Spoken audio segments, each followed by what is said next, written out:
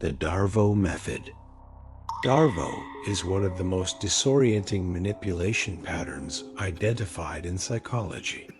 Not because it's complex, but because it quietly changes the rules of a conversation while you still think you're discussing the issue.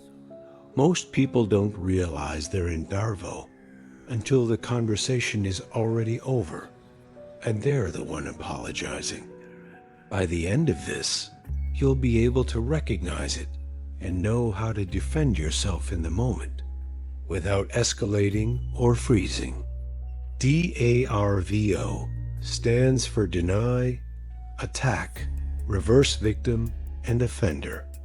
It describes what happens when someone is confronted with their behavior and cannot tolerate accountability. This isn't just a communication issue. It's a psychological pattern that interferes with how reality is negotiated between two people.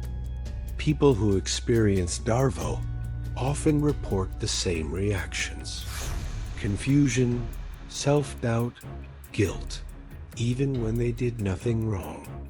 If you've ever left a conversation thinking, "How did this become my fault?" that reaction is your first clue. That feeling isn't accidental. It's the effect. What makes DARVO especially dangerous is how predictably it unfolds. Almost every time, it follows the same sequence. No matter how calmly or emotionally the issue is raised, the response tends to follow a familiar path. And the first move is almost always the same: deny. The behavior is rejected outright. That didn't happen. You're remembering it wrong. This doesn't need to convince you. It only needs to introduce doubt. And when denial alone doesn't shut the conversation down, the focus shifts away from what happened and toward the person who brought it up. By using a simple attack, "You're too sensitive. You're always causing drama." At this point, the behavior is no longer being examined. Your character is. The moment the conversation becomes about who you are instead of what happened, the structure has changed. And then comes the final move: reverse victim and offender. I'm the one being attacked. You're hurting me by accusing me. Now accountability disappears completely. The person who raised the issue is defending themselves. This is often what it sounds like in real life. You say, calmly, "It hurt me when you said that to me." And the response comes back, "I didn't say anything wrong. You're always too sensitive. And honestly, you're the one attacking me right now." Notice what just happened. The conversation is no longer about the comment. It's about you justifying your reaction. If you felt a pause reading that, that same pause happens in real conversations. DARVO works because sudden role reversal triggers the brain to self-check. Most people freeze, explain, or try to restore harmony. This effect is even stronger when there's a power imbalance: a partner, a boss, an authority figure. Over time, the brain learns a simple rule: speaking up isn't worth the cost. That's how people are trained into silence. Now here's the part most explanations miss: how to defend yourself in the moment. The goal is not to win the argument. The goal is to stop the role reversal. The first rule is this: do not defend your character. The moment you explain who you are, you've accepted the trap.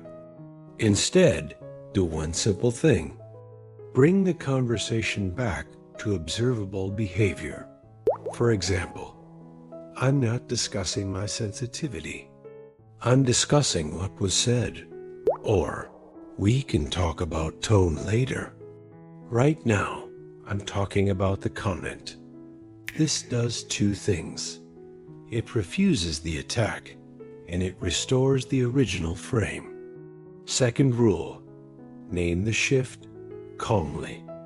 You don't accuse, you observe. This feels like the focus moved away from what happened. Or, I notice we're no longer talking about the issue I raised. This interrupts the pattern without escalating it. Third rule, if the roles keep flipping, disengage. DARVO feeds on engagement. You are not required to stay present in a distorted conversation. I don't think this is productive right now. We can revisit it later. That sentence alone protects clarity more than any explanation ever will. And here's the key point most people miss. If someone is capable of accountability, these responses lead back to the issue.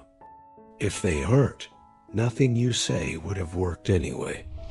Now the final thing you need to hear, and this matters.